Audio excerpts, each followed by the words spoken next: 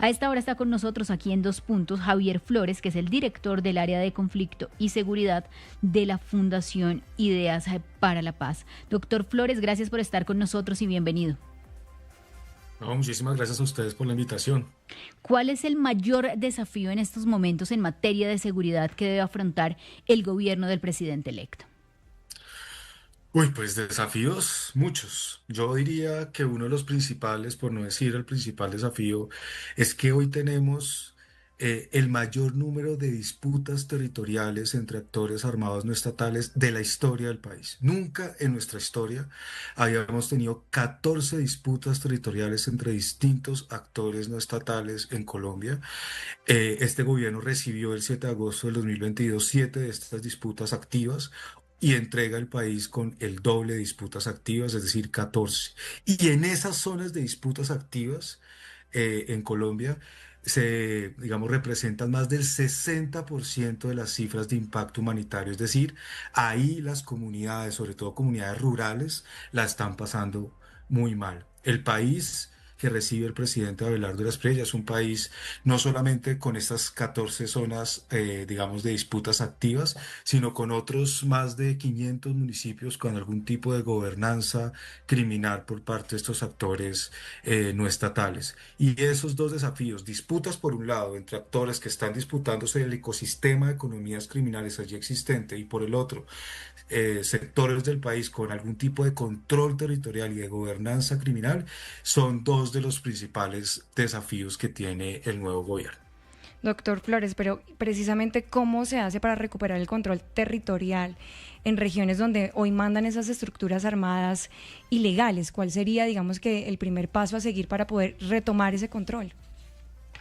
Pues desde la Fundación nosotros tenemos una hoja de ruta que le estamos proponiendo al nuevo gobierno enfocada en 4 objetivos estratégicos. Primero, proteger a la población civil, sobre todo en esas zonas de disputa. Miren, el año antepasado el año pasado hubo 1.600.000 personas víctimas de algún tipo de impacto humanitario, 3 veces más que el 2024.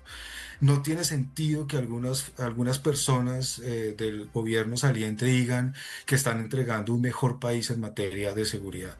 Segundo objetivo estratégico, contener la expansión de estos grupos. Este gobierno recibió más o menos 13.000 hombres en armas y en redes de apoyo en estas organizaciones y está entregando 27.000 a diciembre de 2025 y en un informe que vamos a sacar en los próximos días, pues esa cifra aumentó a julio del 2025. Digo, 2026. Eso quiere decir que duplicó el número de integrantes de estas organizaciones, todas, sin excepción, crecieron en estos 4 años. Eso es un desafío enorme. Tercer objetivo, recuperar el control territorial y allí donde nunca lo hemos tenido, construir el control territorial e institucional de estos territorios. Y eso no se hace solamente con fuerzas militares, policía, inteligencia estratégica y desestructuración del ecosistema de economías criminales, sino que se hace con una mayor y mejor presencia de las entidades del Estado complementarias que son esenciales para generar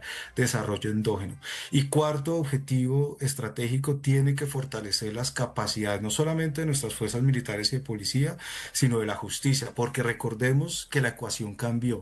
Esto no se puede hacer con las mismas herramientas de política pública de hace 10 o 15 años, sino que hoy en día es un panorama de violencia organizada mucho más cercano al crimen organizado en Colombia, que no se logra vencer solamente con el fortalecimiento de nuestras fuerzas militares, sino que es sobre todo una lógica de justicia y con acompañamiento allí donde sea necesario de las fuerzas militares bien preparadas y la complementariedad del resto del Estado en esos territorios. La gobernanza Claro. criminal se responde o de alguna manera se detiene cuando hay gobernanza institucional en esas zonas del país. Javier, y frente al tema de la seguridad ciudadana, porque uno ve a los alcaldes y a los gobernadores tratando como, sí, como con las uñas de redistribuir lo mejor que pueden el pie de fuerza que tienen en sus regiones, pero el pedido de todos es lo mismo, necesitamos más hombres, estamos en un déficit tremendo frente a lo que son los índices internacionales para mantener, digamos, unos buenos índices de seguridad ciudadana,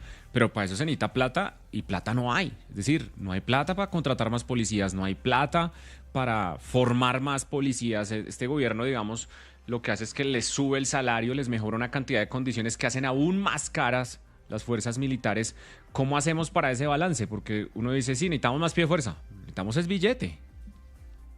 Sí, y no solamente pie de fuerza, porque la capacidad de las fuerzas militares no solamente es pie de fuerza, sino que tiene que ver también con otro tipo de realidades al interior de las fuerzas militares y de policía. Y como bien lo dices, pues recursos desafortunadamente no los hay. Hoy en día el presupuesto del sector defensa está absolutamente condicionado al pago de salarios y sueldos de retiro del personal militar y el personal civil de las fuerzas militares, de policía y del Ministerio de Defensa Nacional. No tenemos recursos y tenemos muchas necesidades. Algunas cifras preliminares hablan de que para poner en cintura a las fuerzas militares y en las necesidades que tenemos para la actual violencia organizada, tendríamos que tener aproximadamente 40 billones de pesos en los próximos 4 años, recursos que no existen. Y los recursos de inversión que han sido destinados y que van a ser destinados en los próximos años, en gran medida, casi en un 50, un 60%, ya están condicionados al pago de COMPES que dejaron tanto el gobierno del presidente Duque como los dos COMPES que deja el gobierno del presidente Petro. Eso quiere decir que incluso los recursos de inversión de los próximos años ya están de alguna manera comprometidos con los COMPES anteriores. Y lo que mencionas de la seguridad ciudadana es absolutamente clave, entre otras razones, porque cada vez es más claro esa imbricación de lo que pasa en el sector rural con lo que pasa en nuestras ciudades. Es decir, la lógica criminal de actualmente está muy relacionada entre las bandas y los grupos de delincuencia en las ciudades con lo que pasa con los grupos armados organizados en los sectores rurales del país. Y si no entendemos esos desafíos, que son sobre todo regionales, difícilmente vamos a poder diseñar políticas públicas para abordarlos de manera exitosa. Ese es uno de los mayores desafíos. Hoy tenemos amenazas absolutamente heterogéneas que no pueden ser respondidas con instrumentos homogéneos desde el Estado colombiano.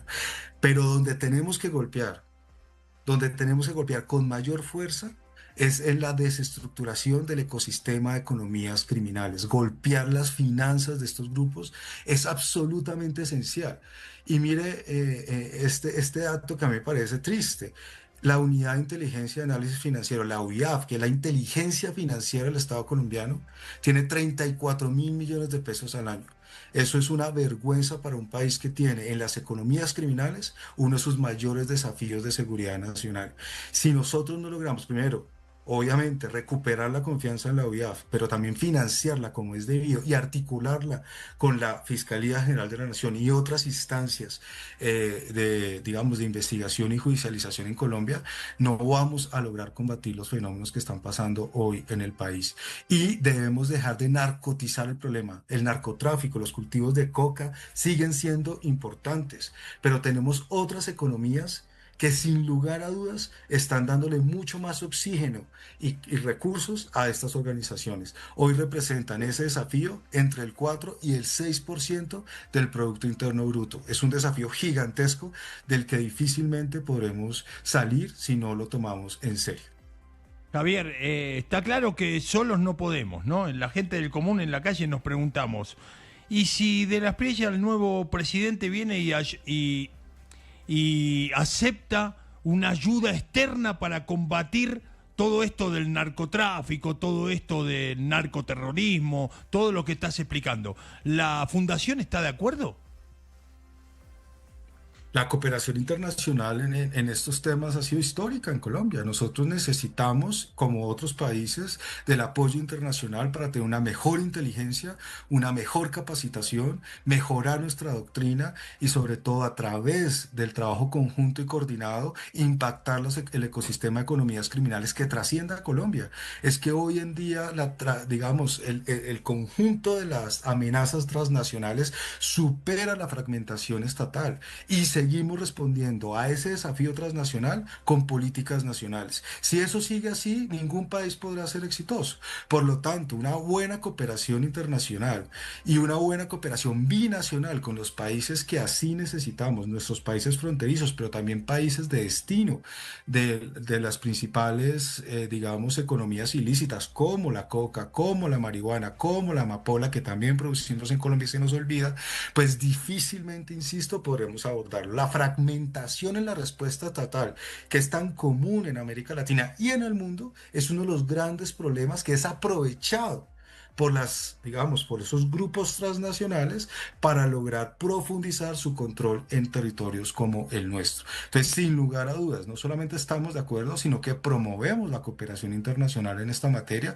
para poder abordar un desafío que es transnacional con respuestas que, digamos, superen a los países digamos, a los estados nacionales. Doctor Flores, una de las controversias o los debates que están sobre la mesa es que con el regreso de los bombardeos que aseguró el presidente Abelardo de la Espriella, pues se preocupa uno por la garantía, sobre todo a esos jóvenes reclutados que en la mayoría mueren en combate. Desde la Fundación, ¿hay unas garantías que se van a brindar en medio de estos bombardeos o cómo se maneja ese derecho internacional también?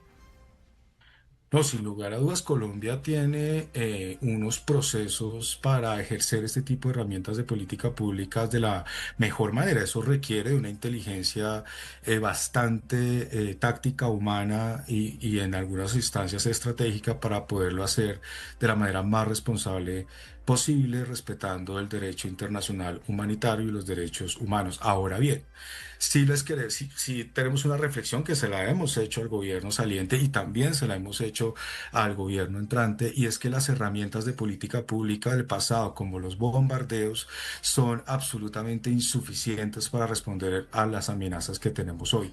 Hoy no se responde a un problema de organizaciones de crimen organizado con bombardeos. Difícilmente esos bombardeos van a ser estratégicos para poder debilitar estructuralmente a estas organizaciones. Son herramientas que se deben usar, instrumentos que se deben usar allí donde sea necesario, con todas las medidas de inteligencia y de precaución que establecen los estándares internacionales y nacionales, sino que debemos pasar de esos bombardeos cuando son necesarios, que yo creo que es en unos casos muy específicos, a una verdadera política pública que logre desestructurar el crimen organizado. Por eso la política pública debe ser más una política criminal con acompañamiento de otras estrategias fundamentales en esta medida. Hoy en día tenemos organizaciones como el Clan del Golfo, cuyo 66% de sus integrantes, oigan esa cifra, 66% de sus integrantes, de los 10.000 que tienen aproximadamente, es decir, más de 6.600 de ellos, no tienen armas, es decir, son personas, son redes de apoyo que generan control territorial mediante repertorios como el uso de instrumentos tecnológicos como con el WhatsApp, entre otros.